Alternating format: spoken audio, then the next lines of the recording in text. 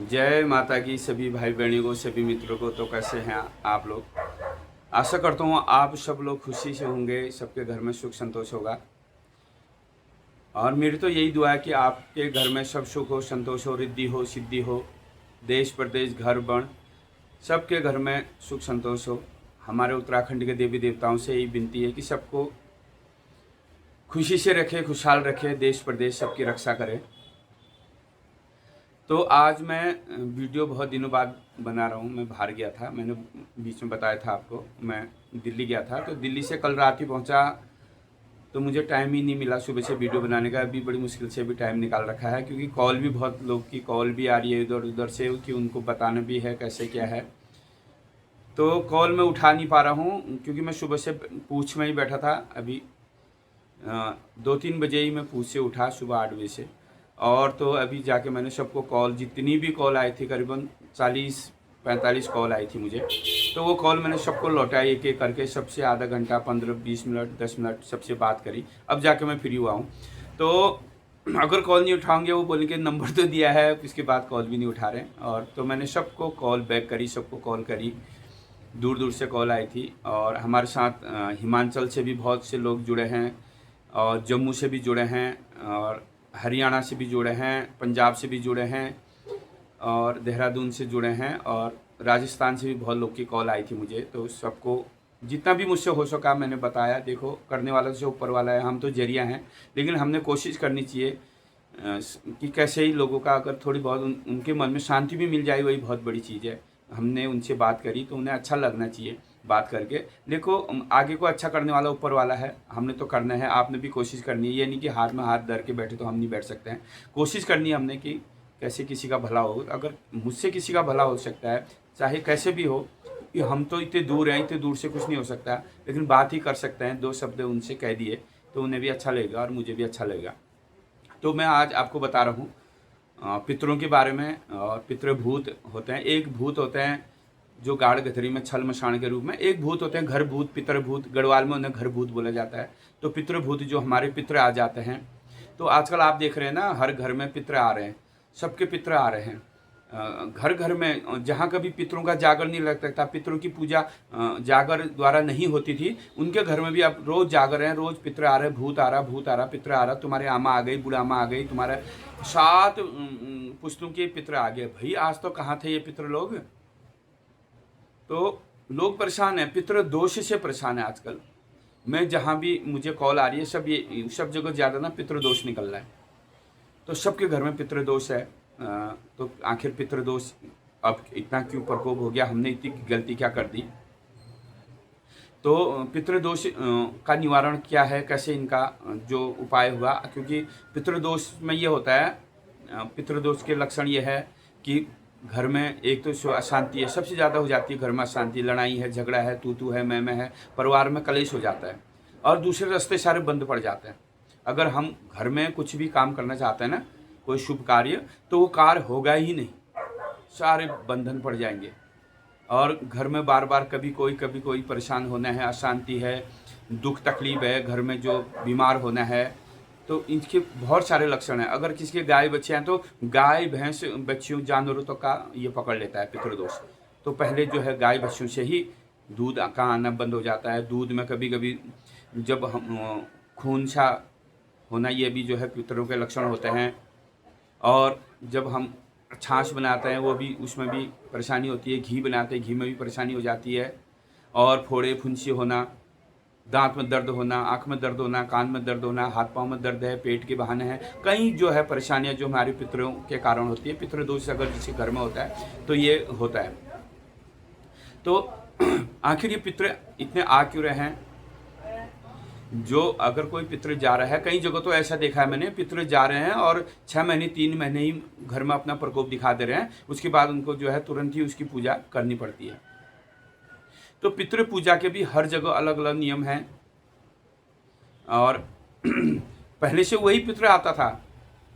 जैसे कोई पितर अल्प मृत्यु में मरा हो, जिस पितर को कुछ ना मिला हो, जिस पितर को घर से निकाला हो, जो पितर कोई गिर के मर रहा हो, जिसे सांप ने काट गया हो, या कोई गंगा में बह के मर गया हो, कोई जल के मरा हो, अल्पकाल में जिसकी मौत हो जाती थी, वही पितर आते थे। उनका आना ठीक था क्योंकि उन्हें कुछ नहीं मिला है। जिस पितर को कुछ मिलेगा नहीं वो आएगा, जरूर आएगा। लेकिन अब तो पूरी उम्र खा के 100 साल 120 साल तक के जो पितर मर के जा चुके हैं, उन पितरों का भी हमने जागर लगा रखा है और अवतार आए हैं। तो कहीं ऐसा होता है पितर ना, जैसे हम कुछ गलतियां कर देते हैं। गलतियां ये हैं जैसे हमने अपनी पितृ सेवा नहीं करी, पितृ भक्ति नहीं करी। देखो मैं आपको आज बताऊंगा, पितृ भक्ति से बड़ी कोई सेवा नहीं है और कुछ भक्ति नहीं है। पितृ की सेवा, पितृ की भक्ति ही सबसे बड़ी सेवा है। तो हमने अपने पितरों की सेवा करनी चाहिए, अपने माँ बाप की सेवा करनी चाहिए। अगर हम अपने पितरों की सेवा नहीं करेंगे फिर हमें जो है भुगतना पड़ेगा, हमें जो है परेशानी आएंगी, हमारे घर में अशांति होनी है। तो पितरों की सेवा सबसे बड़ी चीज़ है, हमारी पितर की सेवा करनी। तो इस कारण भी हमारे पितर आ रहे हैं।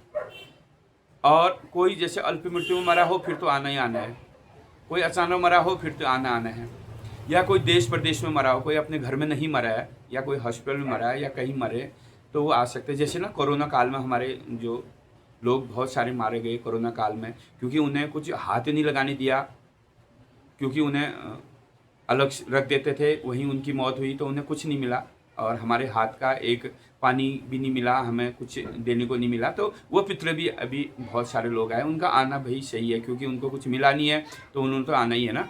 तो वो पितर भी आए हैं, मैं देख रहा हूँ, मेरे पास तो रोज लोग आते रहते हैं। तो वो लोग आए हैं तो उन्हें भी देना चाहिए। अपने पितरों का हमने शंका समाधान करना चाहिए। जब कोई पितर आ जाता है तो उसको रोज़ पूजा जाता है और उसका जो है हंक पूजा जाता है। कुछ पितर हंक में भी मर जाते हैं ना, जैसे हम अपने माँ बापों के लिए सही नहीं करेंगे, अपने पितरों के लिए हम सही नहीं करेंगे, उनकी सेवा नहीं करेंगे, खाने को नहीं देंगे, लगाने को नहीं देंगे, पहनने को नहीं देंगे, तो पितर को तो हंक आएगा ही, पितर को रोष आएगा। पितर को रोष आया तो भाई हंक बन गया, रोष बन गया।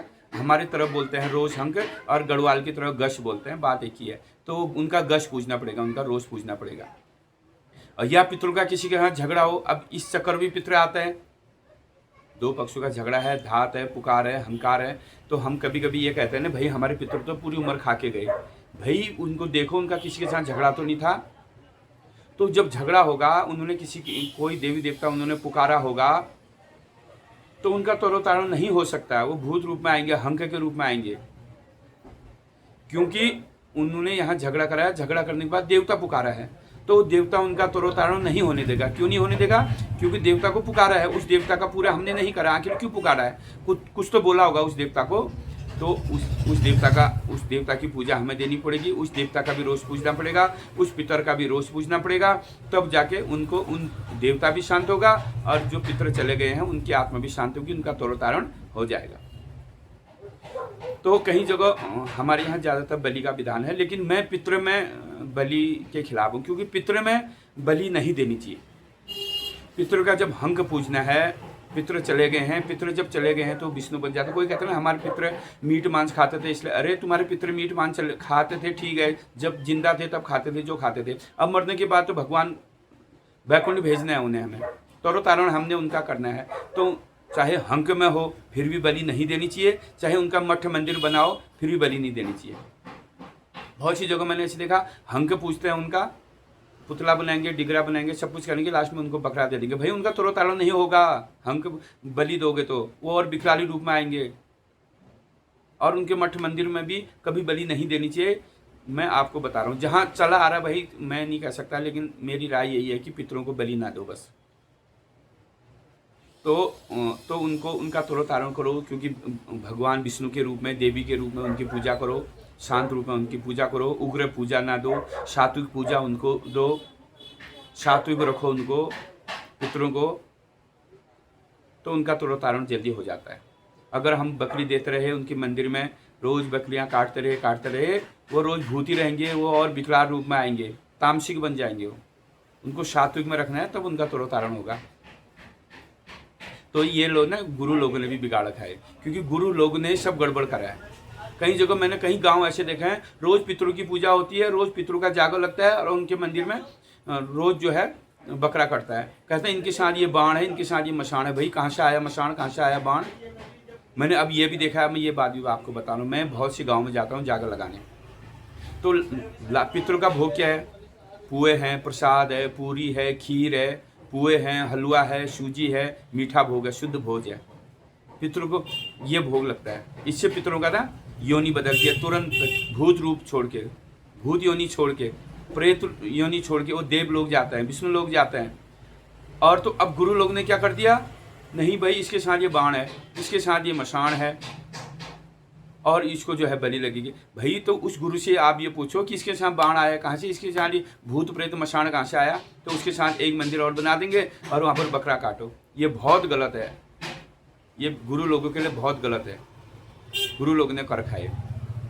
चाहे पितरों का आप मंदिर अंदर बनाओ चाहे बाहर बनाओ, कई जगह अंदर भी बनाते हैं, कहीं बाहर भी बनाते हैं, ये अपने रीति रिवाज है। लेकिन बकरा ना काटे उनके मंदिर में, पितरों के मंदिर में। उनका तरोतारण नहीं हो पाएगा, उनका तरोतारण सात्विक में ही होगा। वो थापे ही रह जाएंगे। आप पूजोगे, आपके नाती पोते पूजेंगे, आपके लड़के पूजेंगे, पता नहीं किसने पुष्ट हो जाएंगे, उनका मंदिर ऐसे ही रहेगा। भाई कब तो रहेगा उनका मंदिर ऐसा? हम पूज रहे हैं, हमारे बच्चे पूज रहे हैं, आगे को कोई ना पूजे तो उनको देगा कौन? उनका तरोतारण हमने यही जीते जीत करना है। तो हमने अपने पितरों का हंक पूजना है, हंक पूजने के बाद उनका तरोतारण कर देना है। चाहे जागर लगा के करो, चाहे तुम जो है हरिद्वार करो, चाहे उनकी स्थापना करो, कुछ समय तक उनकी स्थापना करो, ज़्यादा स्थापना करने की जरूरत नहीं है। जब पितरों को खुश करो बस। अब कहीं पितरों का तरोतारण कैसे होता है? जागर लगा के होता है। हम लोग जागर लगाते हैं, पितरों का अवतार कराते हैं, तब जो है अब वो पितरों से पूछते हैं हम कि तुम्हें स्थापना करनी है या तुम्हारा विसर्जन करना है। अगर पितर बोलेगा, पितर की ही तो मर्जी चलेगी, पितर बोलेगा कि मुझे जगह दे दो, स्थान दे दो, तो पितरों के कहीं जगह पितर अंदर होते हैं, कहीं बाहर होते हैं, उनका मठ मंदिर बना दो, उनको जो है 6-6 महीने में भोग लगाओ, रोज दिया बत्ती करो, शुद्ध भोग लगाओ, शुद्ध पूजा दो, दूध पूजा उनको लगाओ, दूध भोग उनको लगाओ, तो पितरों का ना जल्दी तरोतारण हो जाएगा, वैकुंठ हो जाएंगे वो। तो कुछ मत 2-4 जागर लगाओ, 5-7 जागर लगाओ, उनको भारत सुना दो। क्योंकि पितरों का होता है ना, भारत ही सबसे बड़ी चीज़ है पितरों के लिए। पितर होता है भाव का भोगी, प्रेम का भोगी, भारत का भोगी। पितरों के लिए कौन सा भारत लगता है? पितरों के लिए लगता है पांडवों का भारत। गंगा अवतार, स्वर्ग से गंगा लाए राजा भगीरथ, भगीरथ की कथा लगती है राजा शकर की। पांडव की कथा लगती है, राजा दशरथ की कथा लगती है, श्रवण कुमार की कथा लगती है। तो पितरों को भारत सुना के तब उनका तरोतारण जल्दी हो जाएगा। अब आजकल के जगरिया तो 2 मिनट अंदर आ रहे हैं, खा पी के ले धुरते हो करो और चल दो, हो गया बस। आधे घंटे में सब काम हो जा रहा है, आधे घंटे में संजोया भी हो जा रही है, आधे घंटे में जागर भी लग जा रहा है, भारत भी लग जा रहा है, देवता भी नाच जा रहा है, और खवाई पिवाई होगी, चल दो। और दूसरे दिन फिर पितर निकल गए, फिर पितर निकल गए, फिर वही। तो ऐसा नहीं करना है, आपने आराम से पितरों का काम करो। जगरिया को भी टाइम होना चाहिए, डंगरिया को भी, शौकारों को भी टाइम से जो है पितरों का, चाहे 1 रात लगाओ ना। पितर ये नहीं कहता मेरे 2 रात का जाकर लगाओ, 10 रात का लगाओ, 1 रात का लगाओ, आराम से लगाओ, पितर संतुष्ट हो जाएगा। और दूसरा कहीं जगह ऐसा होता है हमारे घर में तो जागर लगता ही नहीं है। आजकल ये भी हो गया है, गुरु लोग क्या कर रहे हैं, तुम्हारे पितर आ गए, तुम्हारे पितर आ गए हैं, उसके बाद क्या कर रहे हैं, तुरंत उनको विसर्जन कर दे रहे हैं। भाई रात को पितर निकला है जागर में, और सुबह उसका पुतला बनाओ, ये चांदी की प्रतिमा बनाओ और गंगा में विसर्जन कर दो, और 10-15 दिन बाद फिर वही परेशानी, फिर पितर तुम्हारा वापस आ गया। कहाँ से आ गया? हरिद्वार करा था, गया काशी करी थी, सरयू गंगा करी थी, कहाँ कहाँ हमने विसर्जन कर दिया, बद्रीनाथ तक लोग पहुँच गए, फिर दोबारा जाकर लगा लिया। भाई ऐसा नहीं करना है, गुरु लोगों के लिए है। पहले तुम जो है पितर अगर आ गया है, उसका अच्छे से रोज तोष पूजो, उसका हंस पूजो, हंक पूजो, उसको गज पूजो। पितर क्यों आया उसका कारण देखो। अब इसको कारण कौन देखेगा? गुरु तो देखेंगे, शौकारों को क्या मालूम। तो उसका गुरु उसको क्यों आए हैं वो देखेगा, तो उसका करार रखेगा। ये नहीं कि रात को पितर निकल के सुबह विसर्जन कर दिया। क्योंकि कुछ लोगों का तो एक धंधा बन गया कि हमारी गाड़ी भी है और हम हरिद्वार ले जाएंगे इनको और तरोतारण कर देंगे, फिर वही बात। तो ऐसा नहीं करना। पहले अगर आपके पितर निकल गए हैं तो जो है उनका जो है 6 महीने का करार रखो, साल भर का करार रखो। तो कुछ समय रुक जाओ, पितर के जो है पर्चे देखो, तब उनको जो है कुछ समय, अगर कोई पितर स्थापित मांगता है, स्थापना मांगता है, उसका स्थापना करो, कोई जागर मांगता है उसको जागर दो। तब जब पितर खुश हो जाएगा तब जाके उसका तरोतारण कर दो। तब उसका जो है तरोतारण तो करना ही है, उस पितर रखना क्यों है इतना। हाँ, जो पितर बोलता है मुझे स्थापना को, तो स्थापना दो, अपने मन से नहीं करना है काम, क्योंकि कई जगह मैंने ऐसे देखा गुरु लोग जबरदस्ती करते हैं कि तू जा, नहीं कुछ समय रोक दो उसको, और जा कहोगे फिर वो फिर आ जाएगा तुरंत। तो कुछ समय रोक दो। अगर पितर की इच्छा नहीं है जाने की, अवतार ले रहा है, जहाँ पर अवतार नहीं है तो कोई इष्ट को अवतार करो, गुल जी को अवतार करो, जो तुम्हारे कुल देवता है उसको अवतार करो, उससे पूछ लो क्या करना है। कई जगह ऐसा भी होता है पितर अवतार नहीं आते हैं, मौन पूजा भी कोई पितर खाते हैं। तो पर्चे देखो, पहले देखने हैं पर्चे, ज्ञान का गुरु पर्च का देवता। बिना पर्च के कोई भी काम आपने नहीं करना है, मैंने पहले भी आपको वीडियो में बता रखा है। जब आपको किसी चीज़ के पर्चे लगे, वो पितर के पर्चे लगे, वो पितर को तुम गया काशी जरूर करोगे। और पितरों को आजकल ज़्यादा लोग बंद भी कर दे रहे हैं, तो बंद नहीं करने हैं उनको शुचि नीचे करके, वो क्योंकि आगे बच्चों के लिए भविष्य के लिए खराब है। तो कैसे पितरों का तरोतारण होगा?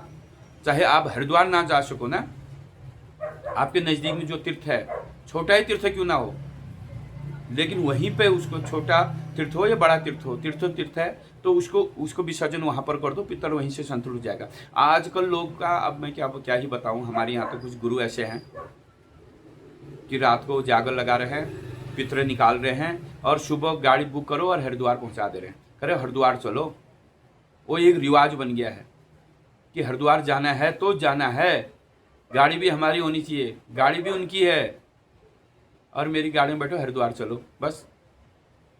अरे हरिद्वार वो रहने वाले होते तो हरिद्वार ही रहते ना, तुम्हारे घर में क्यों आते हो? हम तुम्हारे पितर आ गए, ठीक है, क्यों आए? पहले तो ये देखना है ना, क्योंकि वो भूखे हैं, पीछे हैं, उनको कुछ नहीं मिला है। उनकी आत्मा यही है, शरीर तो गया है, आत्मा तो यही रहेगी। हिलानी आत्मा, बिलानी आत्मा, भुकानी आत्मा, तिशानी आत्मा, जो हंस प्राण उनकी आत्मा है, जो तो वो तो यही है, उसका करना है तरोतारण।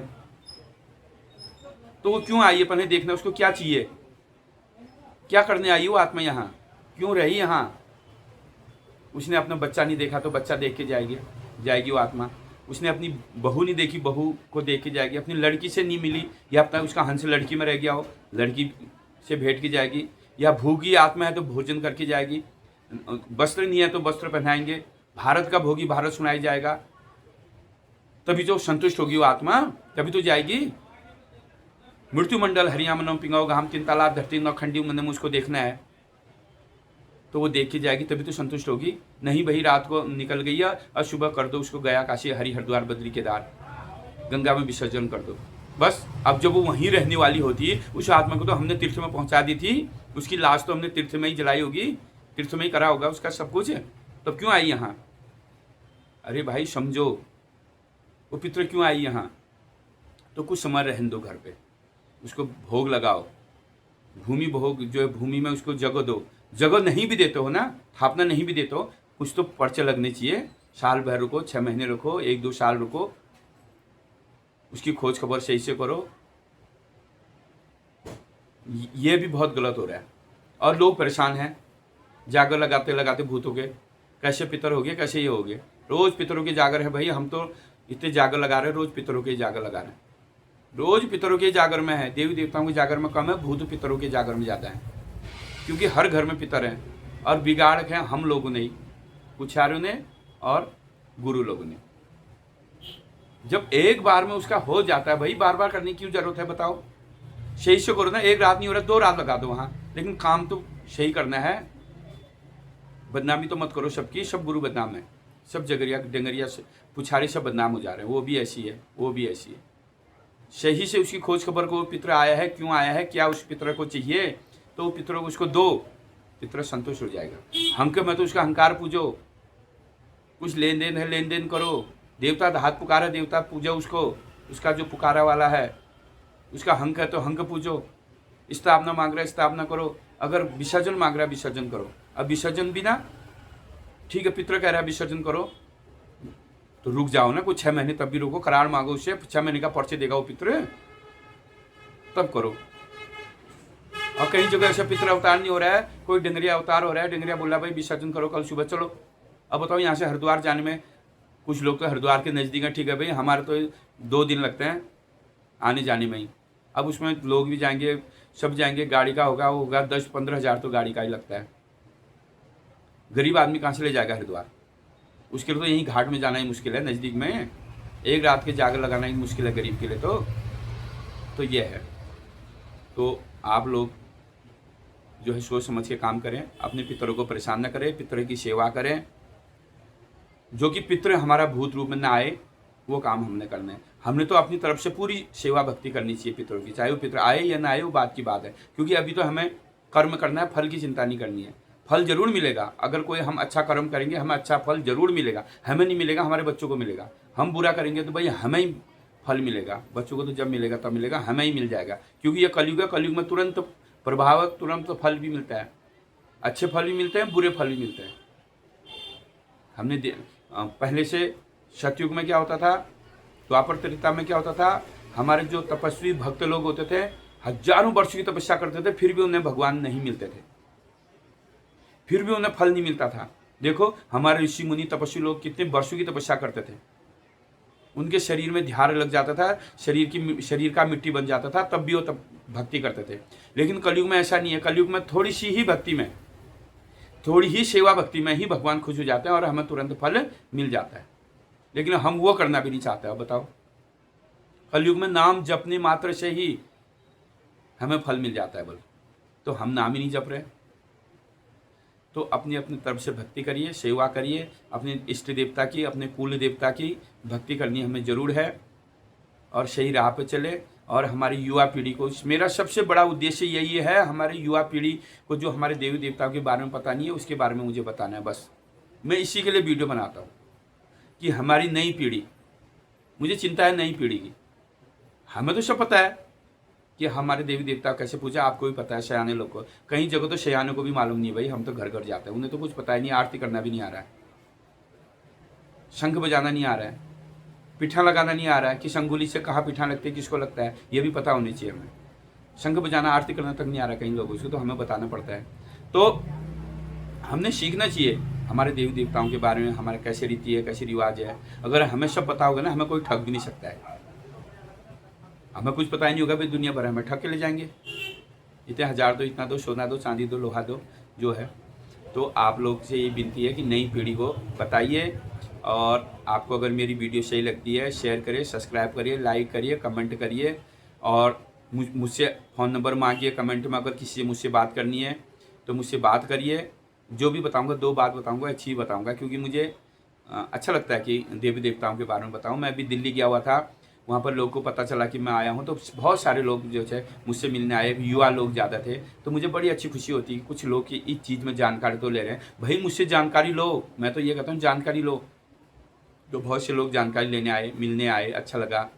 और हमारी एक बहन जी, तो बड़ी सयानी बहन जी थी दिल्ली में, वो भी मुझसे मिलने आई बड़ी दूर से। तो कहती थी मुझे खाली सिर्फ दर्शन करना है, मुझसे कुछ पूछना नहीं है। तो अच्छा लगा मुझे। तो आप लोग भी जो है हमसे जुड़िए, हमारे व्हाट्सएप ग्रुप से जुड़िए। हमारा जो व्हाट्सएप ग्रुप है, आप तो उसमें बहुत सारे लोग मैंने जोड़ रखे हैं। हिमाचल के लोग हमारे साथ जुड़े हैं, बताइए, इतने दूर के, हिमाचल, जम्मू कश्मीर के लोग मुझसे जुड़े हैं, राजस्थान। अरे कुछ तो हमारे देवी देवताओं का प्रभाव पड़ा है उन पे। हमारे उत्तराखंड में देवी देवताओं से प्रभावित होकर जुड़े हैं वो। वहाँ तक मेरी कथा गई और उन्होंने सुनी, तो उनको बड़ा अच्छा लगा। तो उन्होंने मुझे मैसेज करा, कमेंट करा कि हमें जोड़िए। तो मैंने अपने व्हाट्सएप ग्रुप पर जोड़कर, अरे बड़े ध्यान से सुनते हो हमारी बातें, बड़ी भक्ति उन पे है, धन्य है वो आप लोग। तो बहुत बहुत धन्यवाद करूँगा। हिमाचल के मेरे बहुत सारे भाई लोग हैं, उनका कॉल भी आता है, मैसेज भी आता है, क्योंकि वो भी अपने जो है हिमाचल में राज्य में दरबार लगाते हैं, पूज करते हैं। वहाँ जो देवभूमि वहाँ भी है, वहाँ देवी देवताओं का वास है। नेपाल से भी मुझे बहुत कॉल आते हैं। तो बाहर के लोग जुड़े भाई, आप क्यों नहीं जुड़े, आप भी जुड़िए हमसे। थोड़ी तो, ज़्यादा नहीं, थोड़ी बहुत तो आप कुछ सीखोगे हमसे, थोड़ा बहुत तो ज्ञान होगा, क्योंकि उसमें मैंने सारे जानकार लोगों को जोड़ रखा है। गढ़वाल मंडल, कुमाऊं मंडल और बहुत अन्य लोगों के, अन्य जगह से लोग, गुरु लोग, डंगरिया लोग, सीधे डंगरिया, सीधे जगरिया मैंने जोड़ रखे हैं। तो आप उनसे कुछ पूछना चाहते हो तो पूछ सकते हैं। और हमारे गुरु में ना कुछ गुरु ऐसे हैं, जैसे हम लोग हैं, तो थोड़ा बहुत हम ऑनलाइन भी बता देते हैं कि तुम्हारे घर में ये समस्या है। अब ये तो नहीं कह सकते कि पूरे रूप से हम तुम्हें बता पाएंगे, थोड़ा बहुत हिंट दे देंगे। और उससे आपको फ़र्क पड़ता है तो आप हमारे पास आइए, क्योंकि ये काम ऑनलाइन नहीं होता है। मैंने आपको पहले भी बता रखा है, आपको हमसे मिलना पड़ेगा। हमारे जो ग्रुप में और लोग भी हैं और डंगरिया जगरिया हैं, तो उनसे भी आपको मिलना ही पड़ेगा। लेकिन फ़ोन में थोड़ा बहुत जो आपको अति परेशानी है, जो आपको रास्ता नहीं मिल रहा, थोड़ा बहुत हम रास्ता देंगे, क्योंकि फ़ोन के ज़रिए भी बहुत लोगों का अच्छा हुआ है। बहुत लोग का कॉल मुझे आया है कि गुरुजी आपने जो बताया या आपके जो ग्रुप में जो गुरु लोग ने हमको बताया उससे हमें आराम मिला, फ़र्क पड़ा है। अब हमको बताओ अब आप कहाँ रहते हैं और आपसे मिलना है। तो आज भी कुछ लोग मुझसे बागेश्वर में मिलने आए थे और दिल्ली में भी कुछ लोग मुझसे मिलने आए थे।